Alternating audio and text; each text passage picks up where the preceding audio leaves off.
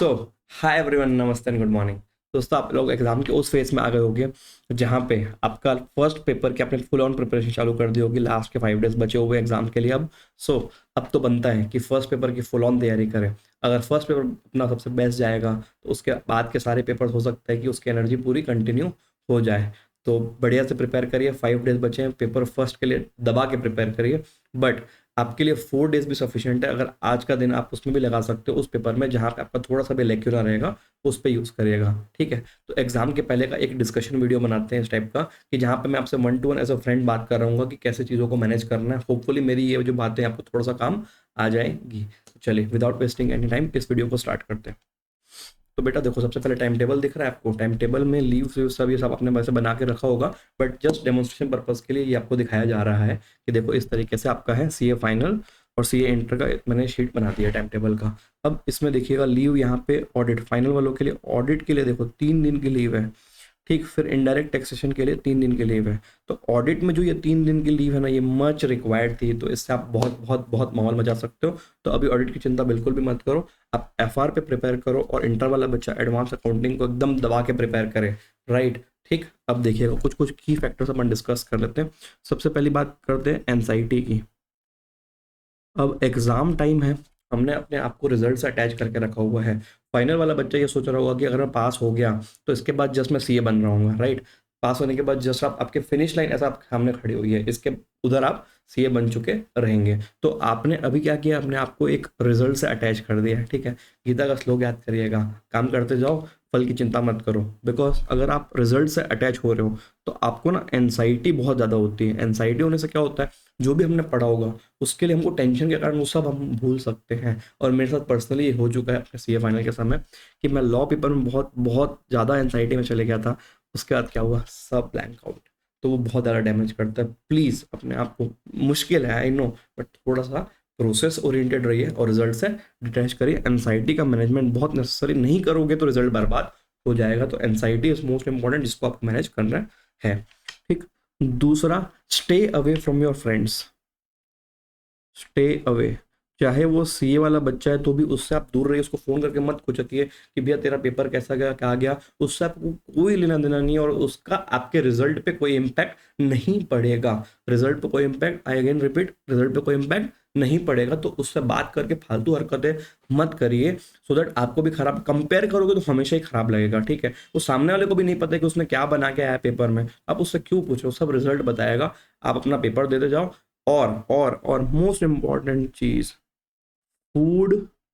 ठीक, hygienic food खाइए। जो बच्चा अपने घर से बाहर रह रहा है, बहुत बहुत एक्स्ट्रा हाइजीन का ध्यान रखिएगा। अभी अगर आपकी फूड पॉइजनिंग हो गई ना तो बहुत ज़्यादा तकलीफ हो सकती है। फूड पॉइजनिंग से आपका 2 दिन खराब हो सकता है। तो कृपया करके ये फूड वाली चीज़ पे ध्यान रखें। ठीक, इससे आपको बहुत तकलीफ हो जाएगा बेटा। 6 महीना सीधा देखेगा आपको, सीधा अगला अटेम्प्ट हो सकता है। फोर्थ, ठीक, समर्स का समय चल रहा है, मई अटेम्प्ट समर का समय। राइट, अब समर के समय में क्या ध्यान रखना, हाइड्रेशन का ध्यान रखना। पानी की बोतल टाइम टू टाइम पानी पीते रहिए, हाइजीनिक पानी पीजिए, फालतू कहीं से भी भर के मत पीजिए। जो लोग, स्पेशली ये बातें उन लोगों के लिए जो लोग अपने घर से बाहर बैठ के एग्जाम देने वाले हैं। ठीक, तो ये आपके समर वाली बात हो गई। अब एनजाइटी की बात हो गई, स्टे अवे फ्रॉम फ्रेंड्स वाली बात हो गई, फूड की बात हो गई, समर की बात हो गई, and the most important point, Z, which is sleep।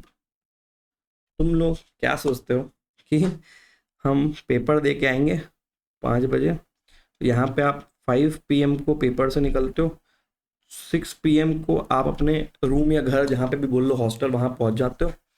फिर आप 7 से 8 या 9 जो भी बोल लो सो जाते हो। ठीक है, ये सब ओके है। बट आपको अपने स्लीप साइकिल का मोस्ट इंपॉर्टेंटली ध्यान रखना है कि डेली बेसिस पे आप एटलीस्ट 6.5 to 7 आवर्स की स्लीप लीजिए। ठीक है, एक दिन में पहाड़ नहीं तोड़ लोगे। मोस्ट इंपॉर्टेंट पॉइंट ये रहेगा आपको ध्यान रखने वाला कि आपने इतने दिन जो तैयारी की थी उस पर आप भरोसा करिए। आपकी स्लीप जितनी अच्छी होगी और आपकी एंजाइटी जितनी ज़्यादा लो होगी, वहाँ पे आपका दिमाग आपको खुद रिकॉल करा रहा होगा कि बेटा तूने उस समय ये वाली मेहनत की थी, उस समय इस कॉन्सेप्ट को तूने इस तरीके से अपने दिमाग में डाला था।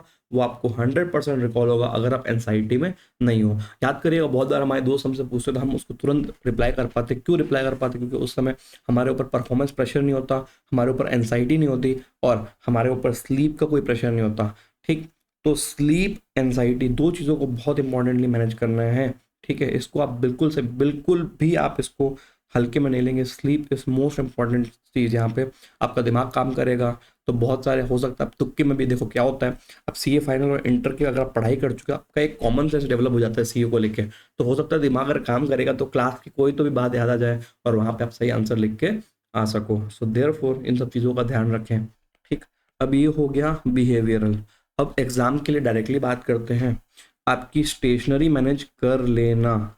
स्टेशनरी मैनेज करने का मतलब क्या होता है? प्रॉपर से पेन पेंसिल सब देख लो। ठीक है, छोटे बच्चे वाली बात है, बट यस आपको ध्यान से देख लेना है। ठीक, पेन पेंसिल आपने देख लिया, फिर आप देखो दो कैलकुलेटर आपके पास होने चाहिए, सेम टू सेम टाइप के दो कैलकुलेटर होने चाहिए। भाई अब क्या है ना, कैलकुलेटर एक इलेक्ट्रॉनिक डिवाइस है। ठीक है, और आप लोग सब जानते हैं कि इलेक्ट्रॉनिक डिवाइस का कभी भी कोई भरोसा नहीं। तो आप एक कैलकुलेटर, ठीक है, 200 250 300 रुपये बचाने के चक्कर में अगर आप एक कैलकुलेटर एग्जाम में लेके जाते हो और भगवान ना करे लेकिन वो पर्टिकुलर कैलकुलेटर खराब हो गया, ठीक, अब आपको ये बच्चा ये बोलेगा कि भैया मैं तो दूसरे से मांग लूंगा। तो भाई एक बात सुन, तो दूसरे से तो मांग लेगा, बट तेरे वाला मॉडल रहेगा क्या उसके पास? ठीक है, तो चांसेस कम है कि तुम्हारा वाला सेम मॉडल मिले।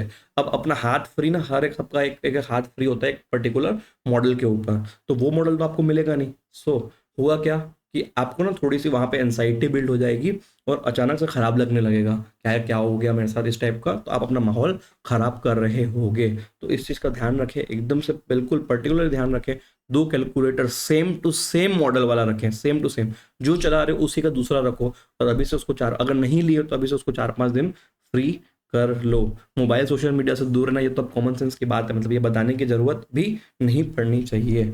ठीक है, इस चीज़ का ध्यान रखें। और सबसे इम्पोर्टेंट बात, ये जो आपका मन है ना, इसको थोड़ा वश में रखें। स्पेशली वो लोग जो बाबू सोना मोना वाले हैं, ठीक है, आपके बाबू सोना मोना डार्लिंग को बोलो चुपचाप साइड बैठे, किसी से भी कोई इंटरेक्शन अभी दूर रहिए।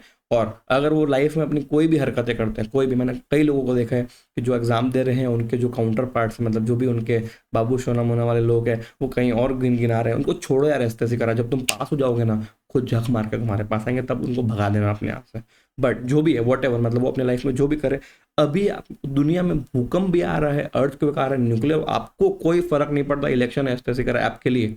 ठीक, आपके लिए अभी क्या है इंपॉर्टेंट? सीए का एग्जाम, इसके अलावा और कुछ चीज आपके लिए इम्पोर्टेंट नहीं है। ठीक है, बिल्कुल भी इम्पोर्टेंट नहीं है। ये और ये सीए का एग्जाम जब क्लियर हो जाएगा उसके बाद हम सारे मैटर्स को डील करेंगे उसके औकात और उसकी कैपेसिटी के हिसाब से। बट अभी आपको और किसी चीज पे दिमाग लगाना नहीं। कुछ भी हो रहा है दुनिया में इग्नोर, कुछ भी हो रहा है दुनिया में ignore. The art of letting go and the art of ignorance भी आपको पास कराएगा चीजों में। ठीक, तो आप दुनिया में कुछ भी हो रहा है उसको इग्नोर करेंगे, स्लीप का ध्यान रखेंगे, अपने आप को हाइड्रेटेड रखेंगे, समर का समय हाइजेनिक पानी, और सबसे इंपॉर्टेंट चीज मन को कंट्रोल में रखिए। अभी मन की मत सुनिएगा, मन आपको बहुत सारी चीज करा रहा होता है। ठीक है, जब भी अपने स्ट्रगल का समय होगा ना, स्ट्रगल, तो उस समय मन बोलेगा ये भी कर ले वो भी कर ले, मतलब दुनिया की सारी चीज अच्छी लग रही होगी, बट वो आपको बेवकूफ बना रहा है। उसको कंट्रोल में रखें, आप मन के हिसाब से ना चले, मन को आपके हिसाब से चलाएं। उसको बताएं कि अभी बेटा मेरा एग्जाम है, एग्जाम के बाद सारी अति मचाएंगे, but right now full focus till 16 and 17, ठीक है, रिस्पेक्टिवली 16 17, यहाँ पे आपको ध्यान से अपने आप को मैनेज करके चलना रहेगा। और ये देखो बहुत लंबा दौर है, यहाँ पे इतने लंबे दौर में आपको स्लीप स्लीप बिल्कुल भी लूज नहीं करना है, स्लीप। और एग्जाम हॉल में टाइम से पहुंचना, लेट मत हो, वहां पे जाके गुनगुनाना मत किसी से।